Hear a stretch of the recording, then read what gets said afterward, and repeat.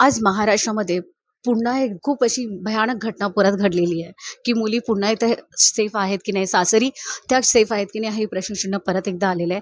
आता ही घटना ज्या परिवारात घडलेली आहे, अक्षता म्हात्रे. आज आपण त्यांच्या परिवारासोबत आहोत. अक्षता म्हात्रेंच्या बहीण आपल्यासोबत आहे, त्यांची आई, त्यांचा पूर्ण परिवार आज इथे आहे. तर आपण जाणूया की नक्की काय झालं आणि अक्षता म्हात्रेबद्दलच्या काही माहिती आपण त्यांच्या बहिणीकडून जाणूया. ताई, नक्की काय झालं? ती ती 6 तारखेला लापता झाली. तिच्या सासरच्या घरी गेली होती ती. सासरच्या घरातून ती लापता झाली आहे. गेली आहे, कशी गेली आहे आम्हाला काही पत्ता नाही. 6 तारखेला तिच्या नवऱ्याने माझ्या काकाला फोन केलं, की "अक्षू तुमच्या घरी आली आहे का 9 वाजता?" तर काका म्हणाले, की "ती अक्षू कधी इथे एकटी येते का?" तर ते म्हणाले "नाही." तर "मग तुम्ही असं कसं मला विचारता? काय झालंय का सांगा." तर ते तिचे जे पती होते ते सांगत नव्हते नीट, का "नाही, नाही असंच विचारते करून." तर काकांनी विचारलं, का "असंच कसं? काहीतरी झालं असेल तेव्हाच तुम्ही मला एवढ्या सकाळी फोन केला आहे." तर मग ते म्हणाले, की "अक्षू 6 वाजल्यापासून सकाळी 6 वाजल्यापासून घरात नाहीये, आली नाहीये." तर मग त्यानंतरला माझ्या आई-वडिलांना कॉल केला. माझे आई-वडील आम्ही फार्म हाऊसला निघालेले. तिकडे ते अर्ध्या रस्त्यात पोहोचलेले पनवेलपर्यंत. तेव्हा काकाचा फोन आला, की असं-असं झालं आहे, अक्षू घरात नाही आली आहे कधीपासून. माझ्या वडिलांनी तिथूनच गाडी फिरवली आणि तिकडे बेलापूरला त्यांच्या सासरच्या घरी गेले.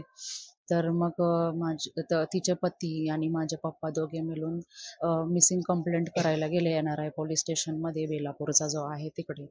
तर मग आमची त्यांच्याकडून एकच माग होती, की आम्हाला लास्ट लोकेशन तिचा तुम्ही दाखवा. तर ते सांगत होते का असं नाही, तसं नाही, प्रोसेसमध्ये आहे, लगेच नाही भेटणार. ती मिसिंग झालंय अजून तेवढे 24 तासही झाले नाही, कारवाई लगेच सुरू होत नाहीये. ते असं आम्हाला त्यावेळी प्रश्न आणि असं म्हणाले. जर त्याला आम्ही सांगायचो, की सासरच्या घरातून गेली आहे, तर तुम्ही त्यांची कारवाई करा. ती त्यांच्या घरातून गेली आहे, तर तुम्ही त्यांना प्रश्न विचारा, का ती कशाला गेली, काय झालं होतं का काय? तर ते सांगायचे जास्त बोलायचं नाही, इकडनं तर तुम्हाला अटक करू. जास्त बोलूनही नाही द्यायचे आणि माझे काका असत होते 2-3 आणि माझे वडीलही होते. सांगायचे, "एवढी जण घेऊन तुम्ही काय येता? एवढे जण यायचं नसतं." पोलीस स्टेशनमध्ये लगेच बाजूला बसवायचे 2-2, 3-3 तास आणि काहीही सांगायचे नाही. असेच पाठवायचे. आमची ही मागणी होती का तुम्ही CCTV फुटेज चेक करा तिकडची. त्यांच्या घराच्या पाठीच त्यांचं राम मंदिर आहे तिकडे. ती दररोज जाते दर्शनाला देवाघरी. तर ती त्या दिवशीही गेली होती. तर आमची हीच त्यांच्याकडून रिक्वेस्ट होती, का तुम्ही आम्हाला CCTV फुटेज दाखवा. ती कशी गेली, ती तिकडे गेली, कुठून गेली, कुठल्या रस्त्यातून गेली, कशात गेली. पण त्यावेळी तेही इग्नोर केलं आमचं क्वेश्चन आणि आम्हाला त्यावेळी काहीच नाही दाखवलं. जर त्यावेळी आम्हाला त्याच टायमाला मदत केली असती, कारण की ती ज्या दिवशी मिसिंग होती त्याच दिवशी आम्ही तिची कंप्लेंट केली होती. जर त्यावेळी आम्हाला त्याच दिवशी लास्ट लोकेशन दाखवलं असतं, पोलिसांनी मिळवून दिलं असतं, तर आम्हाला आमची दीदी आज भेटली असती. पण ते म्हणाले, की "नाही असं नसतं. त्यात जर तिने फोन चालू केला तर लोकेशन ट्रॅक होतं, ते असं थोडी असं नसतं. मग तुमची सायबर सिक्युरिटी टीम काय कामाची जर तुम्हाला लास्ट लोकेशन नाही भेटत तर." असं माझं म्हणणं आहे. जशाप्रमाणे जसं सांगतात, की अक्षता म्हात्रे ज्या मंदिरात गेल्या, तिथे त्यांच्यावर सामूहिक बलात्कार देखील झालेला आहे. ह्याबद्दल देखील नक्की ही दुर्घटनेबद्दल तुम्हाला काय माहिती किंवा तुम्हाला ह्याबद्दल काय कळलं? पहिली गोष्ट तर आम्हाला असं वाटतंय की ही बलात्कार नाहीये. ही मृत्यू आहे. घडवून आणलेला आहे, हे घडलेलं नाहीये आणि आम्हाला सासरच्यांवरच संशय आहे पूर्ण, की त्यावेळीच याच्यामध्ये काहीतरी त्यांचंच अ, हे असेल, त्यावेळीच काहीतरी केलंय तिला. तेच सामील आहेत याच्यामध्ये. अ, मला असं वाटतंय की त्यावेळीच ही सगळी रचना केली आहे. कारण शुक्रवारीच कसा पंडित अमरनाथच्या यात्रेला जाणार. शुक्रवारीच कसं नवीन पंडित तिकडे त्या पुजारी तिकडे येणार. अ, शनिवारीच कशी माझी दीदी त्या मंदिरात जाणार. ते पण एकटी. ती घरातून कधी गेलीच नाही. तर ती कशी जाणार? तिकडे कशी पोहोचली? आम्हाला तुम्ही पूर्ण CCTV फुटेज दाखवा. आम्ही तेव्हा मान्य करू. का ती स्वतःहून गेली आहे. घरातून कधी ती अजून एकटी निघाली नाही. तिला कोण ना कोण ते तरी घेऊन आलेत किंवा माझे पप्पा जर तिकडे तिला घेऊन गेले आहेत. ती इथे नाही आली घरी आणि ती तेवढ्या लांब कशी पोहोचली? आणि तुम्ही सांगता तिच्यावर 3 लोकांनी पुजारी होते ते किंवा कोण होते त्याने बलात्कार केला आहे. कुठलाही आरोपी एवढा मोठा आरोप करून गुन्हेगार कुठलाही गुन्हेगार एवढा मोठा गुन्हा करून त्याच जागेवर राहील का? ते सांगतात का ही घटना आम्ही एक सांगतोय ही घटना आम्ही शनिवारी केली आहे, एक सांगतोय आम्ही रविवारी केली, एक कबूलच नाही करत.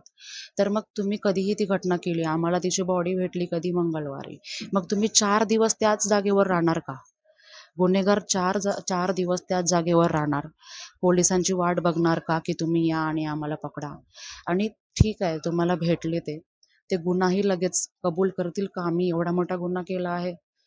हे तर खूपच मला वेगळंच वाटतंय खूपच.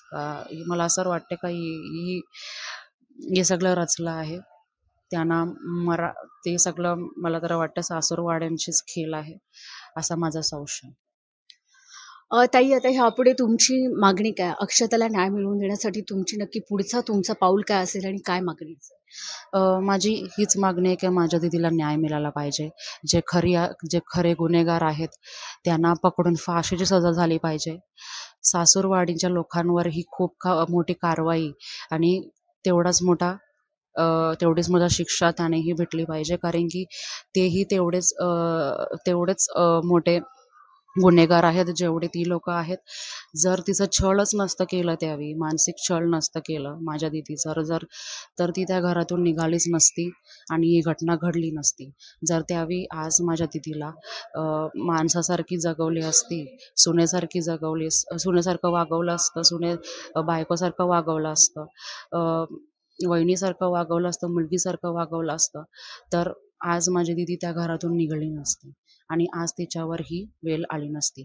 तर माझी हीच विनंती आहे की जे खरे आरोपी आहेत त्यांना तुम्ही पकडा आणि शिक्षा द्या. जे ते खरे गुन्हेगार गुंडे आहेत त्यांना फाशीची शिक्षा झालीच पाहिजे आणि जे सासरकडचे आहेत त्यांनाही जेल झालीच पाहिजे, मोठी शिक्षा मिळालीच पाहिजे, हीच माझी विनंती. अक्षताला न्याय तर भेटलाच पाहिजे आमच्या. जसा तिच्यावर प्रसंग आले ना, तो प्रसंग आता ह्याच्या पुढे कोणावर नाही येईल असा न्याय पाहिजे आम्हाला. आता तिच्या सासरच्यांनी जो तिला त्रास दिला त्या त्रासामुळेच ती तिथे गेली. ते ठिकाण असं आहे की तिथं संध्याकाळी 5 नंतर पण कोणी जाऊ शकत नाहीये. मग तिने तिथे जायचा ध्येय कसा केला, आमचा हाच प्रश्न आहे. ती एकटी गेली का तिला कोणी तिथे नेले, ते फुटेज पण आम्हाला पाहिजे.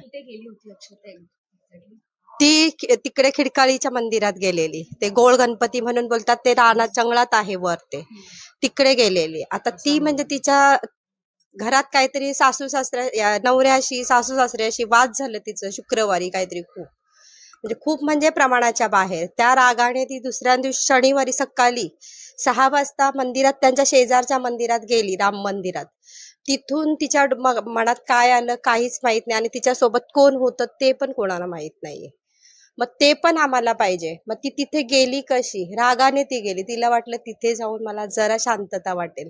तिला वाटलं जसा माझा राग शांत होईल तसं मी तिथे बसेन आणि मग मी माझ्या मुलासाठी तर परत येईनच. आणि ती बोलायची, मी असं काही करणार नाही.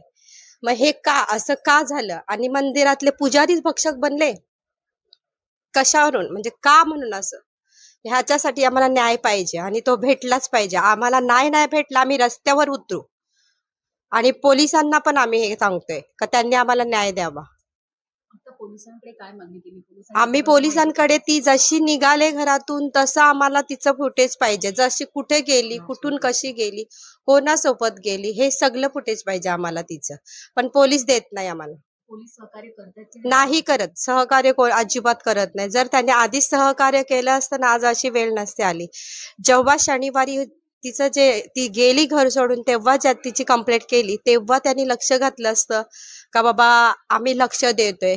आता ही आमच्या घरातली जाऊन त्यांना बोलत होते की ती कशी गेले ते फुटेज आम्हाला द्या, तुम्ही तिचं लोकेशन काढा, कुठे मोबाईल तिचा स्विच ऑफ झालाय, काहीच नाही, लक्षच नाही दिलं अजिबात.